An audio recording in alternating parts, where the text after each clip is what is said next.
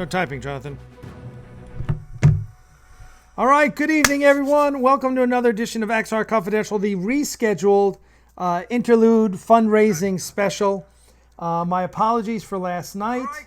And as many of you know, we were off rescuing a dog, trying to rescue a dog. They don't always work, and this time we couldn't get the puppy. He was a big dog, probably 50 pounds or so, kind of like a shepherd something mix. Anyway, I some of you know about it. You followed us online. I want to say thanks to everyone. Thanks. We already have a super chat before we even started. Dave G Sound, I believe that was. So thank you very much. I'm going to try and get through everything. It's good to see you all. All the regulars seem to be here. Thank you very much. I'll tell you a little bit about what happened yesterday. And I'm sorry, we were racing home from Oklahoma. So this past weekend, myself and Crystal went to see Michael Weir. Yes, that Michael Weir, or not that Michael Weir, that's JP Poole. We stopped in Tulsa on the way back and had dinner with JP Poole. But here you go. Here's Michael Weir with his amazing dog, Joe. Oh, he's such a cutie, this little dog. We fell in love with him, and he was just so sweet. Michael takes him like everywhere, and he was great. So we had dinner. This is a restaurant. We had breakfast with them on Sunday called Grady's. And and there's Joe. Grandy's, I guess that's what the restaurant is. There's Joe. He's so adorable. He's like, I don't know. He's like 8-9 pounds, something. He's bigger, a little bigger than Pee Wee, I think. So he's adorable. He goes everywhere with Michael, and we had a blast. So we spent the weekend in Oklahoma with Michael Weir, who, let's see, is Michael online? He's got to be online. He's been asking me all day if we're doing. There's Michael Weir. Hey, Michael, thanks for the hospitality this weekend. And you might say, why did you drive 13 hours to Oklahoma? I mean, we love Michael Weir. Let's be clear. We love all of you guys. But we're not going to drive 13 hours just to see you guys on a win, as much as we might like to. But we can't talk about it right now. Michael and I will let you know in the future what's coming down the pipe. Big plans. It affects Axanar. It affects all fan films. It could be good news. We'll see. It's probably going to take a little while for this all to shake out. We'll probably know more at the end of the year. But we had a blast. It was great. We got to spend some time in Bricktown, which is the little downtown area of Oklahoma City, which is really nice. So there's a little business, as they say in the South, that might be done here. And then we saw JP Poole in Tulsa. So we went up to Tulsa, which was an hour and a half from Oklahoma City, had dinner with JP, which was every bit as much fun as you would think it is. JP is just one of my favorite people in the world. He's so much fun. He's so genuine. He's so enthusiastic. And it was great. We had a great time with JP. And then we drove back and we stopped. I don't know.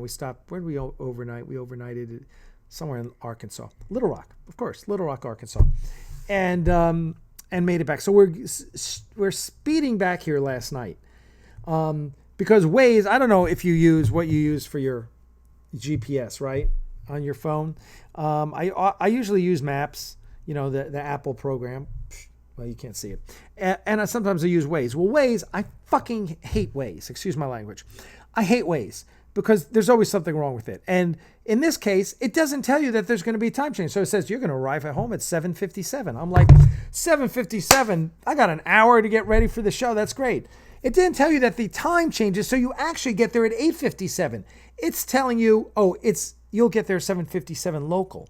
Well, it's not local in Atlanta. It's Atlanta time, which is an hour later. So we realized this like at 3 in the afternoon, and I'm like, holy shit. So we're just busting back, going relatively. I mean, I'm not driving like a bat out of hell. We're trying to, at least be reasonable, right? Always stay 10 miles below the 10, never go more than 10 miles over the speed limit, right? Trying to obey that rule. And so we're busting at home, and I'm like, okay, I'm going to make it with 10 minutes to spare. I can work with that. It's like, Crystal, you're going to walk the dogs. I'm going straight down to the basement and hooking up, and we're going to get online and do this thing. So as many of you know, what happened, that's not what I want to show you. Where is it? Let me Oh, I didn't do it. So let me add this image for you. So what happened was we're driving back.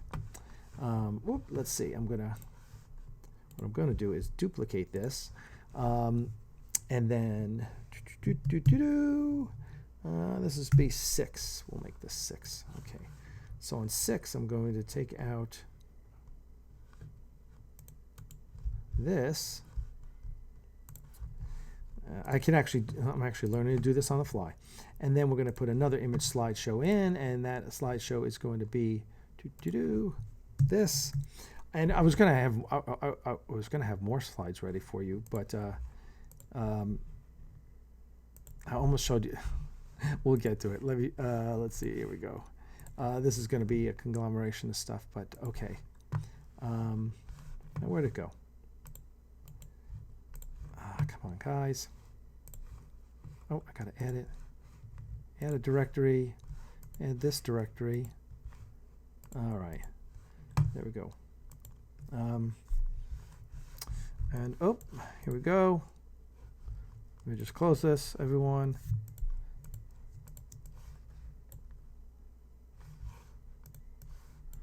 All right. And oh, come on. Sometimes technology doesn't work. Let's add it again. Image slideshow. We're going to show you. So we're driving back. Let me get this. And a dog crosses the road. And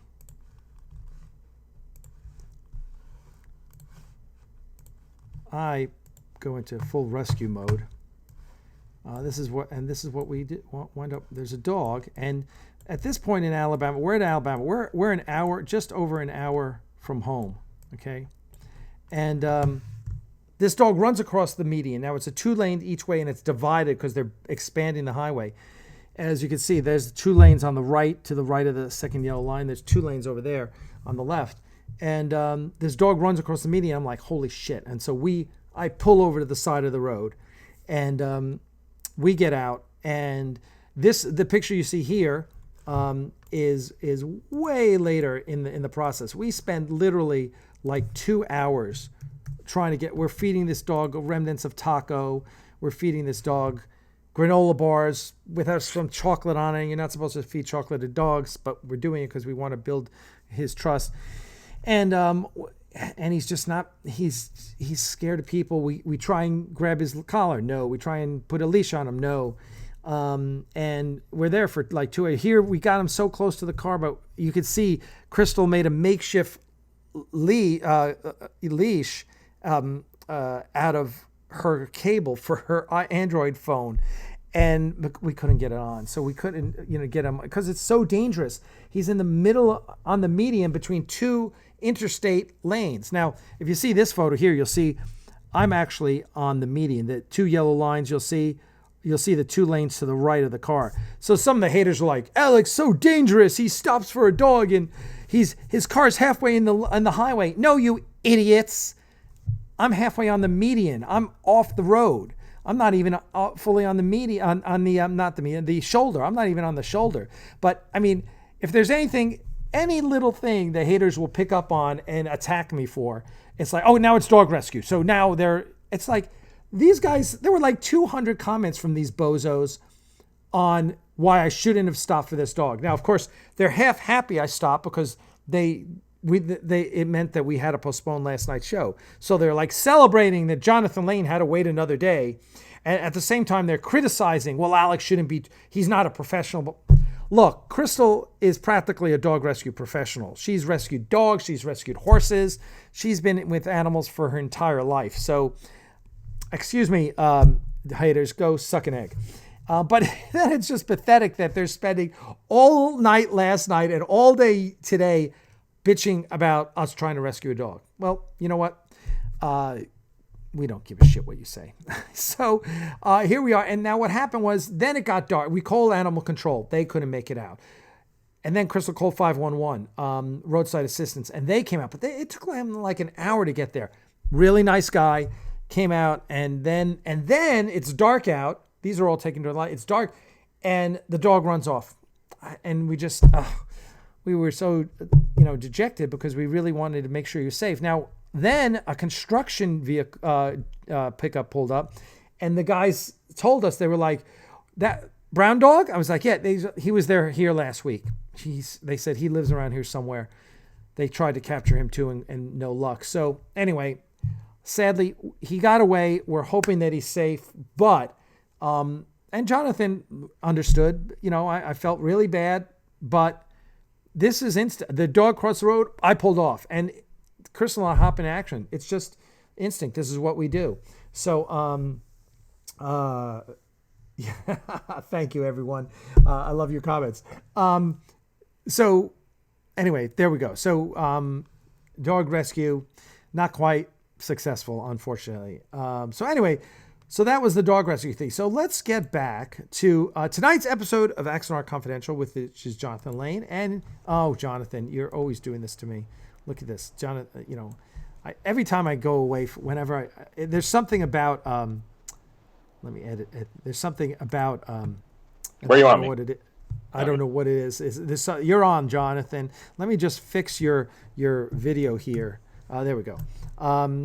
We're bringing Jonathan in on Skype Jonathan lives in Los Angeles. Jonathan is here tonight to talk about Interlude, which is a fan film of Axanar. So we've already had one fan film, which was Jonathan? Prelude to Axed We Are. Yes, Stall Trek, Mark Largent and Jonathan Lane's epic Stall Trek. So this is how, big Axanar is. We have our own fan films, which I love. It's so cool. So cool. So Jonathan, your own fan fiction, actually. You've got the comic books from Trey. Yeah. And soon from me. Yep. And you've got my short story, Why We Fight.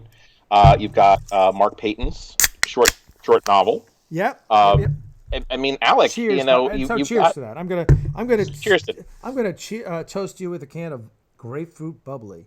Michael Bubbly. I love this.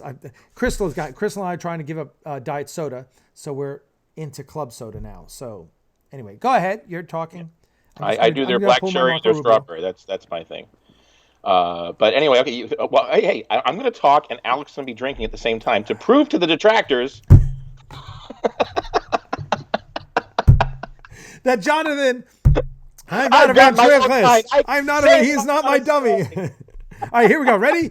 Talk. You've called me a dummy before. He calls me a dummy all the time. He's called me worse than that. Oh, man. Okay, there we go. Talk all by myself. There we go. All right, so, folks, I'm going to make a fan film. I am going to make an Axanar fan film. And I am going to need 19,000. Wait, let me portray a hater. At least someone is. That's true. Hopefully, Alec will follow my lead and realize it's not that difficult. Well, now, because you've moved your shoot into November, we're going to be shooting before you. That's really funny. I mean, you're welcome to move it after me if you want. Still follow me a week later. And by the way, the reason a lot of the detractors were really fired up on the fact that I delayed from September 28th to November 2nd. Suddenly, I've got Alec Peters disease. No, it was actually one of my directors. Both my directors, who, by the way, cannot be here tonight. They apologize. They had cleared their schedule for last night, but not tonight. So Joshua Irwin and Victoria Fox, who are two of my favorite people in the world now, they are professionals. They actually work in the entertainment industry professionally in Arkansas. They have real lives. They have real jobs. And a huge production is coming into Arkansas in September. And actually, there's a lot of ramp up that goes before that. But early September, one of them was going to be basically in an all hands on deck situation. And it was the sort of thing where you don't say no to this and still keep your career going. So even though it was September 9th, it might bleed over a little bit into your fan film. And if I can't make it that weekend, I'm really sorry. And I said, look, the only reason we're doing that weekend is because we decided to do it that weekend. There's no law that says we need to do it that weekend. So, I want both you guys. So and I looked to see when the next really open weekend was, and I didn't want to do anything in October because my son's school's Halloween festival, I'm the coordinator of it. I'm the chairman. I can't really be gone. October is my on deck, all hands on deck month. So 1st of November, 2nd of November, right after Halloween, I just fly out to Georgia and we do this. These things happen, but fortunately, schedules are flexible, especially with fan films. So, we're good. By the way, we're going to thank Kevin Moore for his $2 super chat. Thank you very much, Kevin. And then Tilting at Windmills, $2 super chat for the pups. Thank you so much. And then Perry Ford, $10 super chat. Perry, thank you very much. That's very generous of you. And then and I think I just already mentioned Dave G. Sandwich was I think it was before Dave. Did he? There he is. $5 super chat from Dave G. Sandwich. He says, "Party start, huzzah!"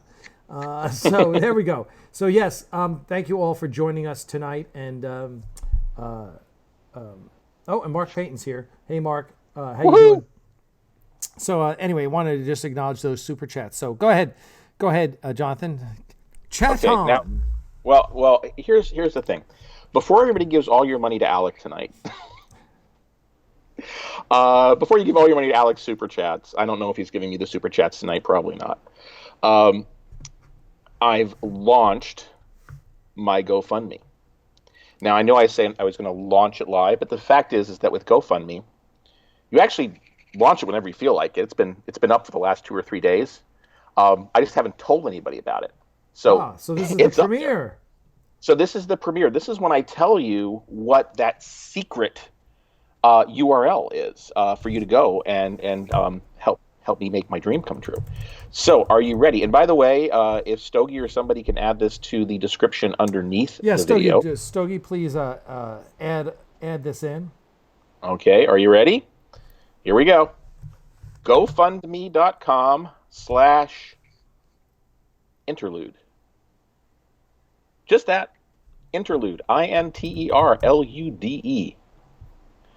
And that's all you really need. You go there and you get to watch my 13-minute Ask video, which Alec thinks I'm crazy for doing. He said, your Ask video should not be longer than your fan film. He said 4 minutes tops. I did 13. Why? Because it's me.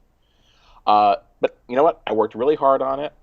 You're definitely going to see that. That's one of the things that my composer told me, Kevin Croxton. I'll be talking about him in a little bit. But he said, look, one of the things that happens with crowdfunding campaigns is what your Ask video looks like. It says a lot about whether or not you're going to be giving this your all, or you're just going to be doing a half-assed job of it. So I did as much work as I could. I'm not a professional filmmaker. I shot my portions of the video with my my little Canon camera over here on a tripod, and I had my little microphone next to me. You can't see it. I'm not Trey. I don't go like that. But I did that. I edited everything. I did multiple takes for myself. What I did in this video is I interviewed myself, Alec, and I had a little fun with it. You'll see. When you watch it, you'll see. I changed the background images behind me, and of course, I had to show as much of Interlude as I possibly could, because Interlude doesn't exist yet. I can't afford to film any part of Interlude until we actually make this money.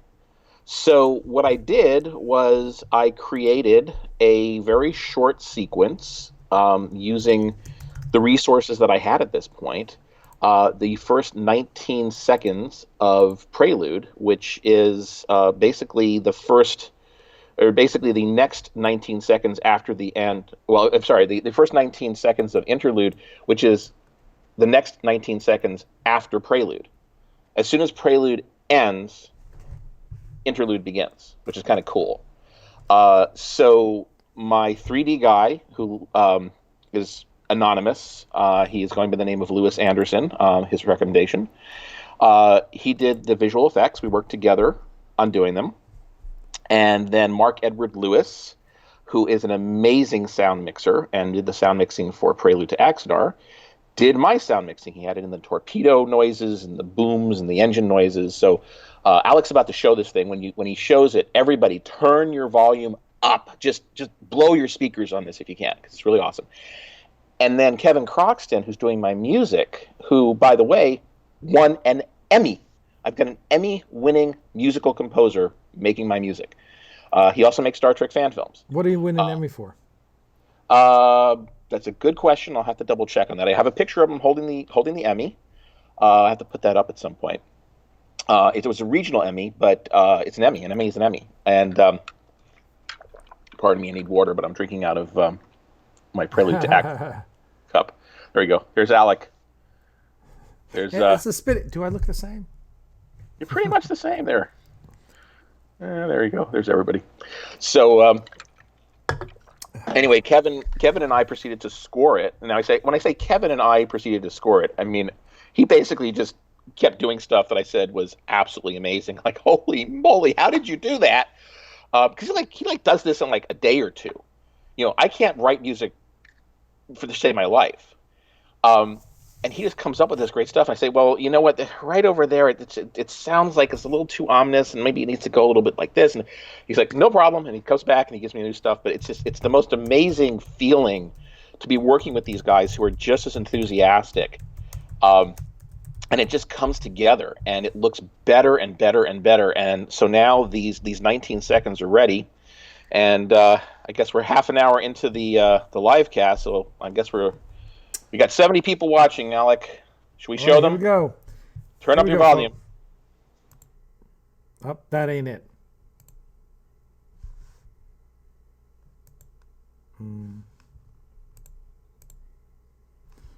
Okay, why is it not moving? Yeah, I know. I did download the whole thing. It was moving before.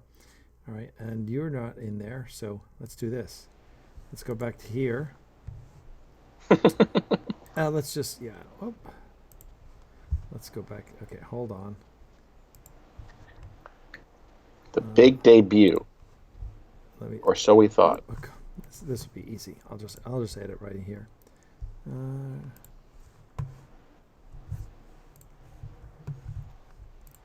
Because it's right on sitting on my desktop. Here it is.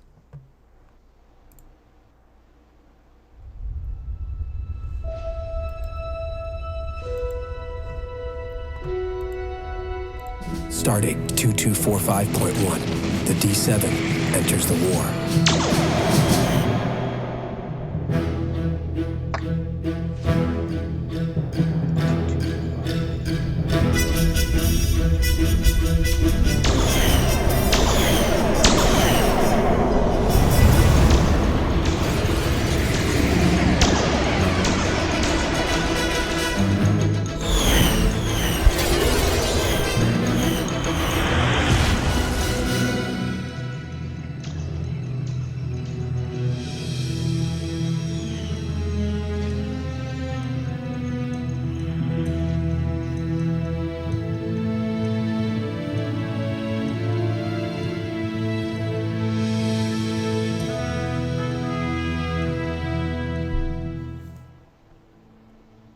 There you go. I've seen that already. You were like, don't watch it until the show. I saw that. You showed that to me before. Well, you saw it, but you haven't heard it. Oh, okay. Yeah, okay. It sounds pretty good. It sounds pretty good.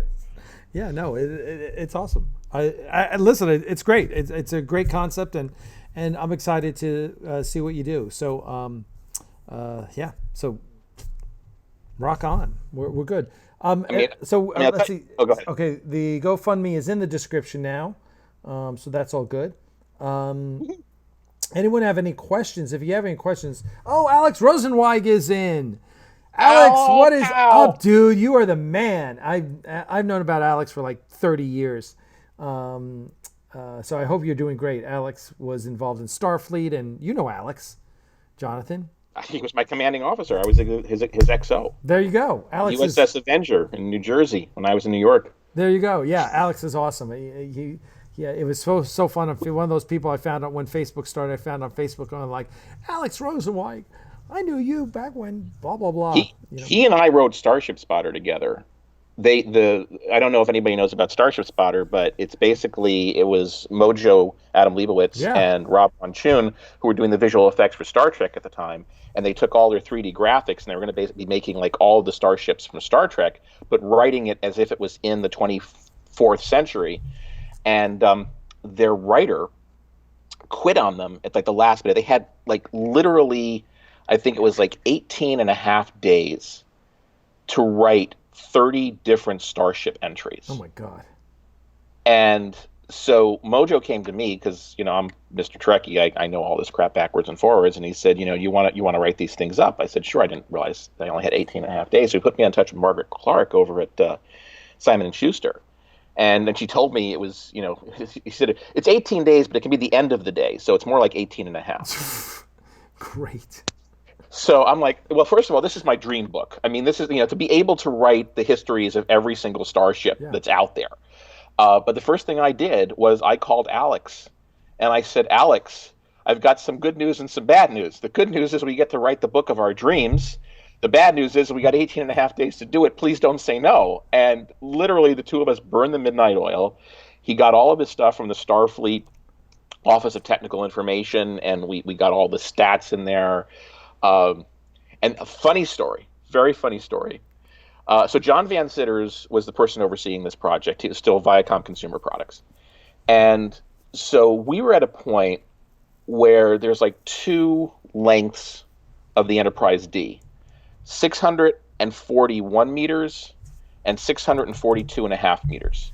And there's like official tech manual stuff that has both of those numbers in it. So what is the length of the ship?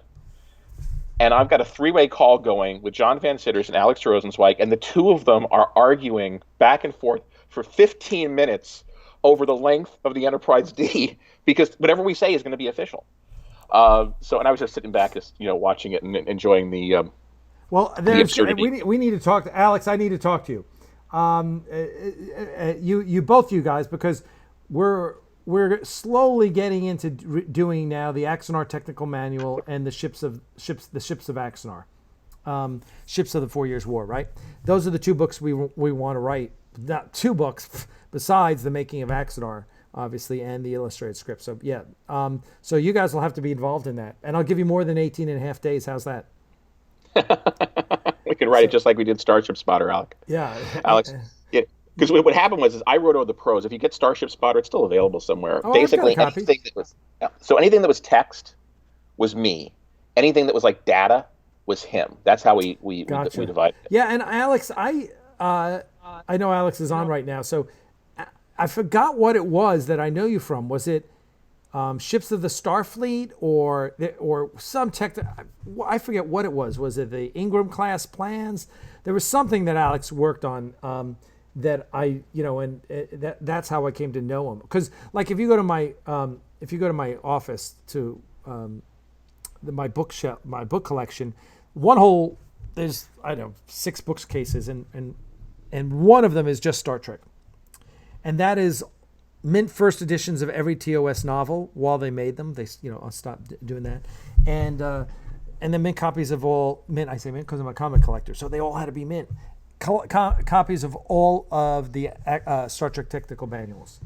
You name it. Got them all. Chronologies, technical manuals, the official ones, the unofficial ones, the ones the fans were doing. I mean, all of them. Scotty's Guide to the Enterprise, the medical reference manual, all that shit. My original copy of the Starfleet technical manual. I got all that stuff. I love that stuff. And then the Ships of the Starfleet was just, when that book came out, I was just... Oh, by the way, Charles Williamson created, I think, Charles, that you are the first to ever to coin the term, he had an axagasm. So when he saw your interlude preview. So, so there we go. By the way, so did I. At some point in the next couple of weeks, I am going to post on Fan Film Factor Mark Edward Lewis doing the sound effects for the Klingon ships. So here's what happened. Mark, God bless him, so he has all of the original Prelude sounds. And so Kevin wanted him to do the sound effects before Kevin did the scoring. Usually it's done in the other direction, but Kevin, like, if I know where the sound effects are, I can, make things louder or, quieter, depending on where the explosions are and such. So Mark is now putting the sounds in, and he did it, as a nice favor for me, but he asked me if he could do it in front of his students, because he has these tutorials that he does online. Now, he usually does them on YouTube, but I asked him, I said, I don't want people to see this yet. Is there any way you can do it privately? So he created a private Facebook area for people to come and watch, people in his group. And so for 2 hours, he put the sound effects in for this little 19-second thing. And he allowed me to do a video capture of that 2-hour session. And I know it's 2 hours long, but trust me, guys, you're going to want to watch it, because it is like one of those PBS painting shows where the guy is like, he paints the mountain and it looks awesome, and then he puts the snow on and it looks even more awesome, and he puts the trees on and it looks even more awesome. You're like, oh, you don't need to do anything more. And then he puts more stuff on and it looks even more awesome. And he just keeps layering more and more stuff on it. And it's the most amazing thing to watch this thing get made. Literally got to watch the guy putting the sounds into my video. And by the time it's over, the Klingons sound amazing. And so the music is great as well. I mean, the music is amazing. Kevin does an incredible job.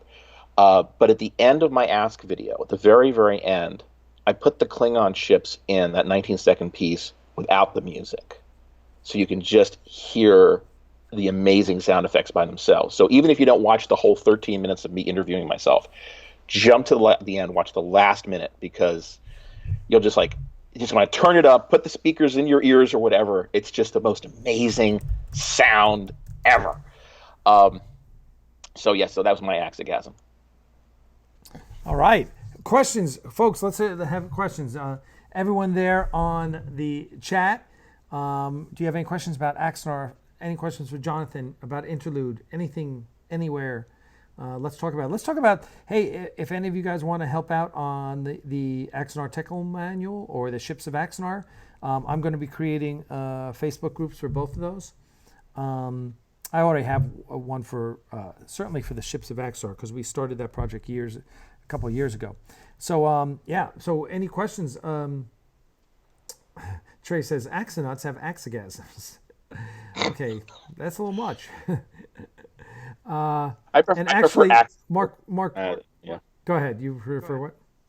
I prefer Axanerd. I created the term Axanerd, not Axanaut, Axanerd. Mark Friedmeier says 3 Katinga D7s versus 2 light cruisers. Well, no, those aren't light cruisers. Those are assault cruisers, which is a term we just made up.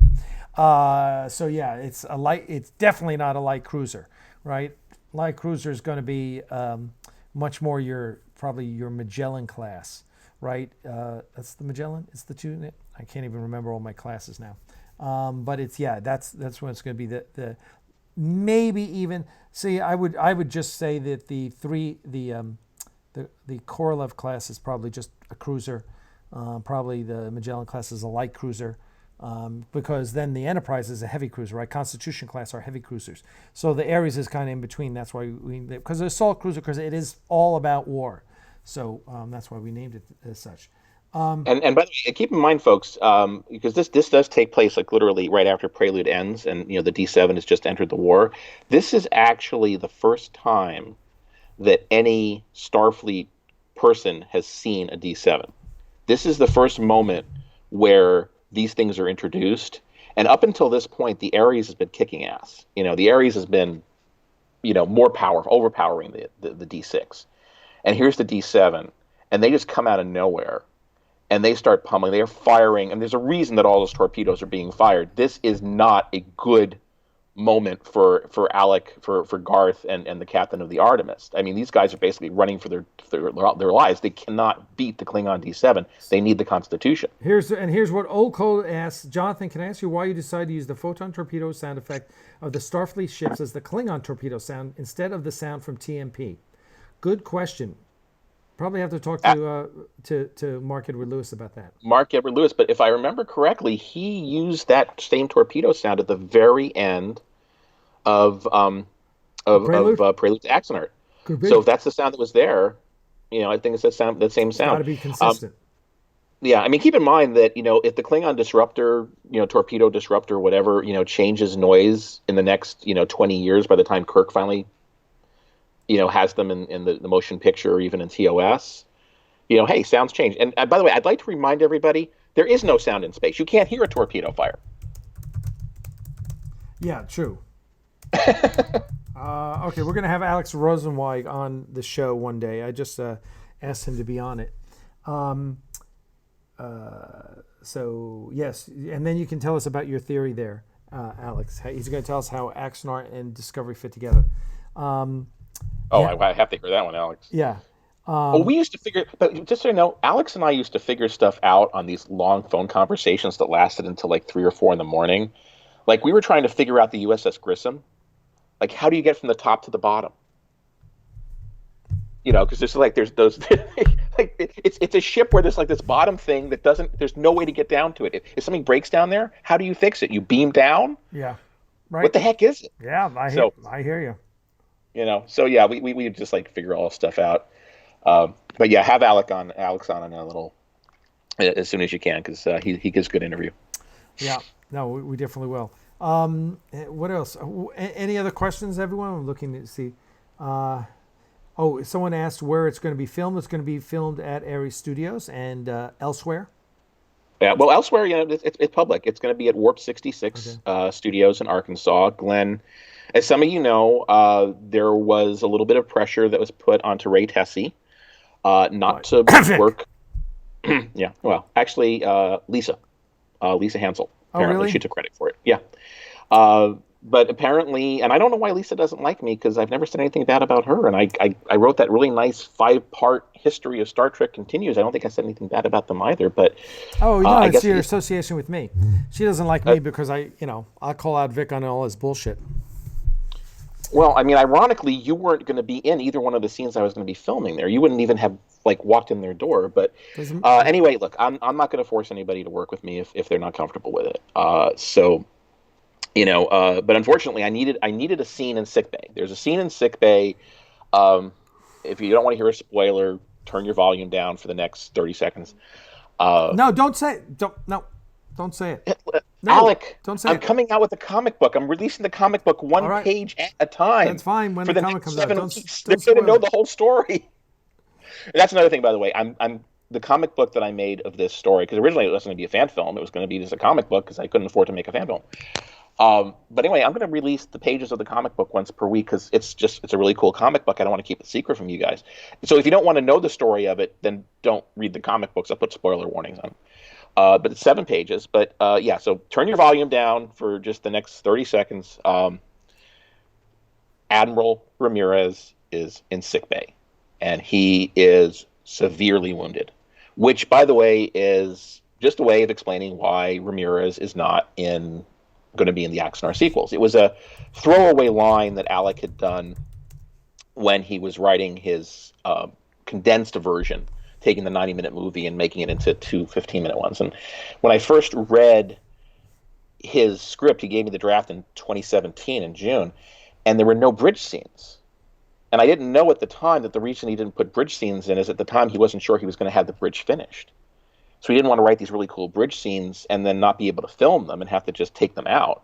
So he didn't write them. But I didn't know that. I thought he was, keeping it short for time. And I was like, well, if you move this over here and shorten this over here and do this over here, then you could put a bridge scene over here and a bridge scene over here. So I kind of rewrote your script, Alec, and I'm sorry about that. And at some point in the future, once Axanar is done, I'm going to put my alt Axanar script up there just for shits and giggles, as I like to say. But anyway, so I had this scene that expanded how, now that people have turned their volume up, turn it back down again, how Ramirez was hurt. There we go. Now you can turn your volume back up. And so I expanded that out. So there's one scene that takes place in sickbay with him on the medical bed. And so I need like 10 seconds in sickbay. That's all I need. and I was going to, use Neutral Zone Studios, but unfortunately that kind of not going to happen anymore. So, Glenn Wolfe has a sick bay in Arkansas.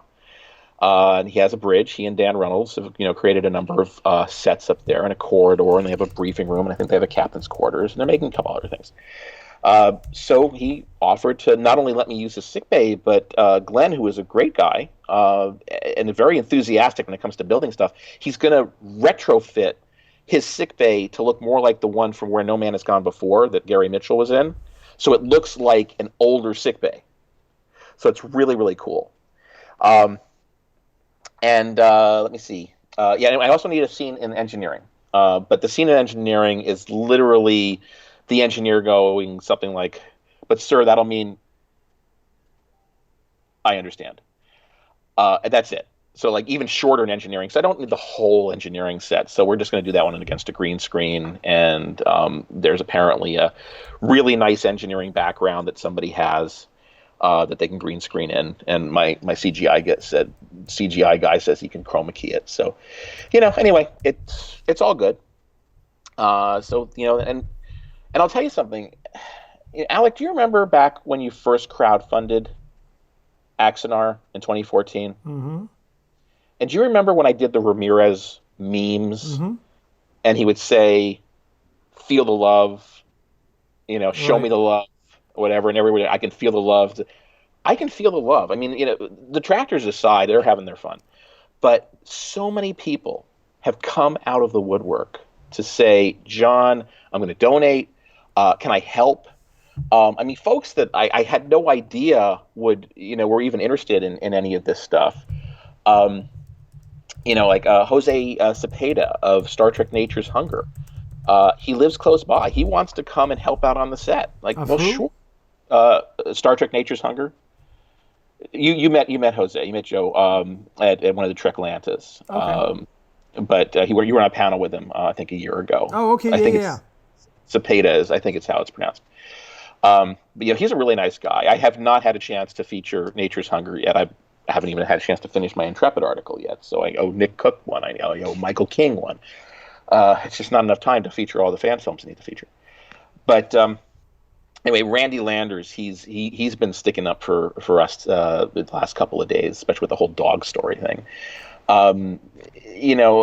Gary O'Brien from Great Britain, he's going to share, with his mailing list from his Kickstarter, he's going to let people know I'm, trying to raise money. Ryan Husk, who's helping out with Space Command. Ryan is going to get me into one of those email blasts that Mark Zicree sends out to, his folks. In fact, I interviewed Mark Zicree just yesterday about Space Command. By the way, I know I'm crowdfunding. He's crowdfunding too. Go to my blog on Thursday. There's going to be a great interview with Mark. If you have any money left over after giving me money, give him some money. But Space Command's awesome. So anyway, he's going to help me out with his mailing list.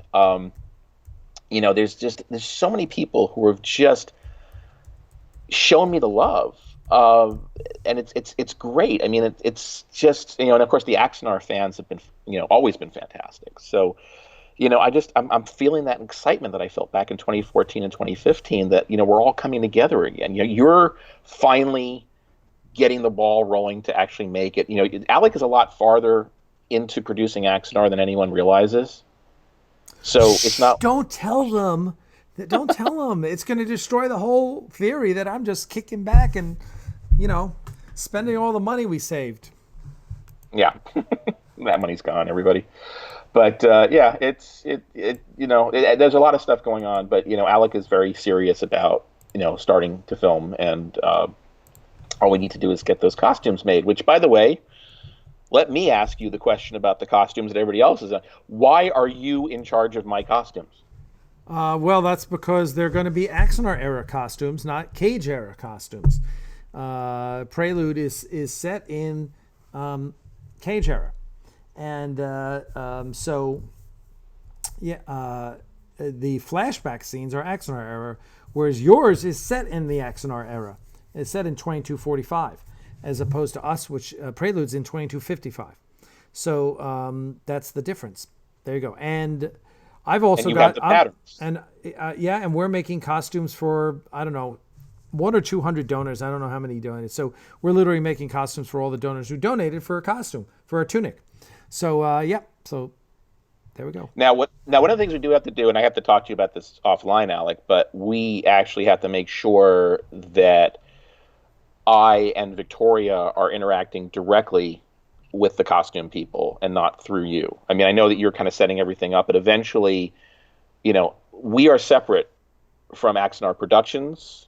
Alec is not acting as a producer in any way, shape, or form. So you're kind of our frontline scout, I guess I would call it, in terms of connecting with the people doing the costumes. But you're not representing us. You can't represent us. We have to order our 20 costumes separately from yours, even if they group them into the same 200 orders so that we can get them for a little bit less, which, by the way, is another reason why I'm trying to get these, I'm trying to keep the cost down. Everybody's like, you're hiding money in your budget. You're inflating everything. I'm not inflating anything. Okay, there's not going to be any extra money that goes to Alec. If there's extra money left, there's going to be thank you presents, for people, and it's just going to go in the bank. What I'm doing is I'm just trying to figure out what we need absolutely positively to do this. And if we come up short, I want some flexibility to be able to say, okay, you know what, we can't afford this quality of boot or this quality of pant, but we can cut it down a little bit. Maybe we can get our pants from Walmart. I know you don't want to get our pants from Walmart. You want to get the $100 pants. If we can do that, great. If we can't, and that's like maybe $2,000 becomes $1,500. It's not like suddenly $10,000 is going to disappear from my budget. If we end up with cheaper costumes or less expensive costumes, or we don't do as many patches or whatever, I mean, we're trimming off like a few $100 here, $500 here, maybe $1,000 there. But look, this is one of those things. I don't know if we can reach 19,500. It's a pretty darn big number. So if we do end up coming up short, I want to be able to still make this fan film. Now, if we only have like $5,000 or $6,000, forget it. That happens, and I'm going to refund everybody's money. By the way, nobody knows that. I'm just selling it now. Everybody, if this comes up so completely short, like less than $10,000, people will get their money back. I will have to just PayPal it individually, minus whatever charges that I get from GoFundMe, which is like 3%. But hopefully I'm going to get there. I'm going to do everything I can to get there. And you guys hopefully will help me get there. Once again, GoFundMe.com/interlude. And if anybody wants to sneak in a donation before the end of this podcast, I would love to go over there and suddenly see that there's more than just the $100 that I donated. Because yes, I seeded the tip jar there. I donated $100 to myself, folks. But anyway, I would have donated $100 to this anyway. I'm going to donate $100 to Axanar when it comes time. I can't donate too much more than that because, I got to save my own money to pay for my kids' school.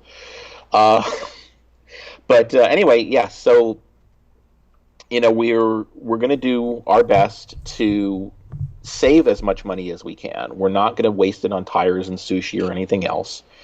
But the 19,500 is a best case scenario for us. And if we don't make it, then we will trim wherever we can, assuming that we have enough to trim to and still make it. There you go. And now my song is, yeah. All right. Well, and we're reaching the top of the hour, so we're going to wrap this up. Let me just say, let's see. Dave G. Sound says, can you use less material depending what's in shot? I can't be the only one here who video conference in a suit jacket and underpants. I'm not sure I understand the question. But listen, here's the thing, folks. I saw people responding. First of all, I told Jonathan, do not publish your budget. It's no one's business. It's no one's business, and all it's going to do is get people bitching about things that they know nothing about, right? And that's what happened. Jonathan, you publish it and you get all these nitwits from the haters who, well, you don't need this or you don't need that. You don't even know. Listen, well, let me finish. But Alec, you don't even. Okay. Let me finish. Go ahead. These people know nothing about what they're talking about. They've never made a costume. They've never made a fan film. They've never produced anything. Your opinion is invalid. The internet makes people think that everyone's opinion is valid. That's not true. You may be able to express your opinion. Doesn't mean it holds any validity. I choose not to listen to most of these people because they've never done it before. And so we're not going to publish our budget because, listen, I'm going to tell you flat out, it costs $15,000 a day to shoot. That's what it cost us for the Vulcan scene. And so that's about what I need now. I'm not going to tell you I'm spending this much on costumes and this much on makeup, because I don't want to hear it from the haters. I don't want to hear it from people who think they know what they're talking about. And I don't want to hear it from CBS. I'm going to say, I need this much to make my movie. I'll spend it in, I've got an accounting firm that's going to be running the books this time. So I don't. Oh, thank God. Yes. I'm not going to. Well, I don't want to have to deal with it again. I mean, so it's nobody's business. So anyway, that's my take. If you want to fight those battles, you go fight those battles. The problem is everyone thinks they know what it takes. And I told Jonathan, I had no idea what it took. I'm probably going to spend $100 on a pair of pants. And everyone's like, you don't need a $100 pair of pants. Buy them at Walmart for $20. Okay, look, knucklehead, Walmart doesn't sell the pants that you wear on a Starship. They sell the pants you wear at your barbecue. Okay, so don't, it just makes no sense to listen to people who think they know what they're talking about. We've spent the time. Now, does that mean I need 20 pairs of $100 pants? No. But Garth, Tanaka, the people who you're going to see, they're going to need to be in really nice. It needs top to bottom. The reason costumes look so great on Axanar is because we spend the time and the money on them. It's because we don't. Look at any other fan film, and I'm going to include Star Trek Continues and Star Trek New Voyages, and the uniforms, they hang like crap. They're too baggy. They're too tight. They're not tailored at all. And it just looks like crap. There's a reason that our costumes look good. Well, first of all, some of them are real Star Trek costumes. Chang's costume, Saval's costume, right? We're using real stuff. And if not, we're being extra special, we're taking extra special care to make sure that these costumes look good. Because I'm sick and tired of looking at a fan film and looking at some guy and going, oh, God, your costume does not fit. Can you not go to a tailor and get that thing to fit you? So anyway, that's my, oh, wait. Thank you, Sean Thornton. I appreciate your comment. So anyway, Zara's on. Hey, Zara, how you doing? So yeah, hero costumes, right? What is a hero costume? And why do people... Now, if you're the pilot and I never see you below the waist, I don't need $100 pants for you or boots or whatever. Yeah, of course. We're smart to do that. And there you go. They can wear cargo shorts, yeah. Well, Alec, I'm gonna answer the question that you didn't ask, which is why did I publish my budget? Because, even my directors, said you don't publish your budget. The reason I published my budget is that once we figured everything out and, we had this number that was originally $18.5 thousand, I knew no matter what happened, the detractors were going to try to sabotage this project. As sure as the sun rises in the east, that was going to happen. I wanted to be able to control the narrative. So if I didn't say that and I just said I needed $18,000, they would say, $18,000? You're shooting on an existing set. You can't pay anybody. This thing should cost you $500. So you're just trying to make money to give to Alec. You're putting $18,000 on here, and you're just going to use that as a backdoor donation for Alec. So knowing I was going to get that anyway, I said, no, I'm going to tell you why it's $18,000. We have to feed people. They come at 8 o'clock in the morning, they stay until 8 o'clock at night, they expect breakfast, lunch, and dinner. And the fact is you don't want them going out to Burger King because just when you need to shoot, they're not on the set. It's like, oh, they'll be back in 15 or 20 minutes or whatever, and then they're an hour late. So you have to keep them on the set. You feed them. It's about $25 a day per person who's there. That's an average, industry estimate. We're going to have about 25 to 30 people there per day. Suddenly there's $1,500 just for food. I'm paying for gas and hotel for my directors and their sound engineer to drive all the way from Arkansas to Lawrenceville. And, to be able to stay, and one of them is going to stay at your house, but, we got a couple of hotel rooms we're going to have to get for them. I'm paying for their gas because, if people are going to be working for free on my fan film, I don't want them to pay for the privilege of working for free on my fan film. So I'm going to cover their gas. I'm going to cover their food. I mean, the other things, it's mostly costume stuff. It's mostly, these 20 uniforms. And you know what? It might be 19 because you're going to have your own Garth uniform. And we might be able to save some more money because you're going to have your own Tanaka. I probably need your Tanaka. So if we cast him, he's going to have your uniform.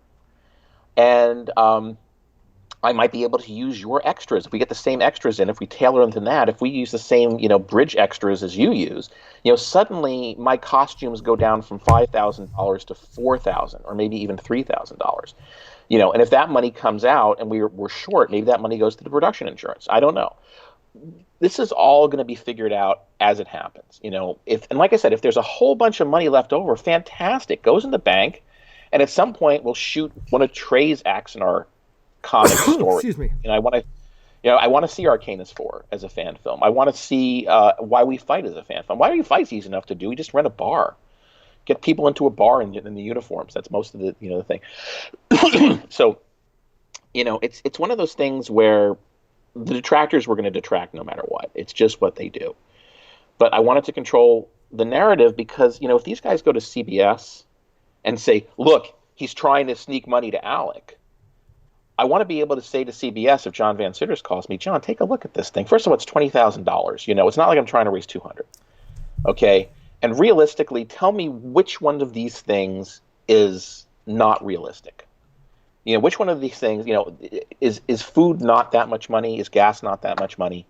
Hotels, it all comes out. It's all absolutely 100% defensible for me. So if I have to do, I shouldn't have to do that. No other fan film has had to do that.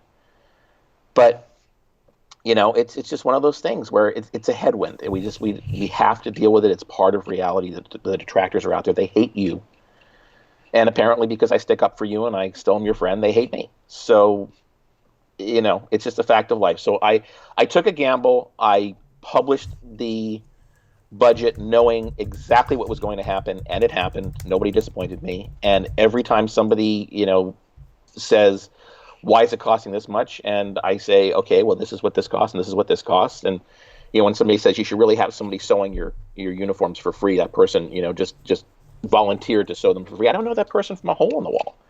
So, that could be a detractor looking to sabotage my fan film. I don't know. But if somebody says, "I'm going to sew you 20 uniforms and I've done some costuming or whatever," versus Alec, who's dealing with a manufacturer who has the pattern, who is going to be producing 200 of these and can potentially give me a little bit of a break if there's a bulk order, even though the other person is saying they'll do it for free, I don't know if they can do it for free by November 1st.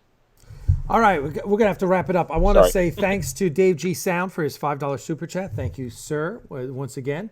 We appreciate that. I've been checking the chat to see if there are any questions.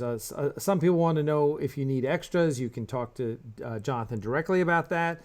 Actually, I'm not doing the directors. I'm not doing the extras. That's all Victoria. She's doing casting. Yeah. And I think she is actually going to be casting specific extras who are in the industry. There you go. Yep. So, let's see. Okay. So, that's it for tonight. We're gonna thank you, Jonathan, for coming. Everyone, please donate to the Interlude GoFundMe. It's down below in the description. You'll see the link for that. So please throw GoFundMe.com/interlude. And Alec, play us out with the Axanar-gasm commercial for Interlude. And then we'll be out if I can find it. Let's see. Oh wait, what'd I do?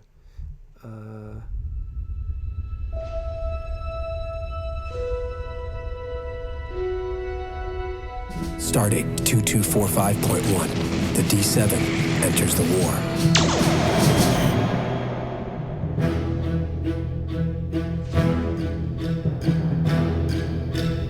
Thank you all for sticking around for this.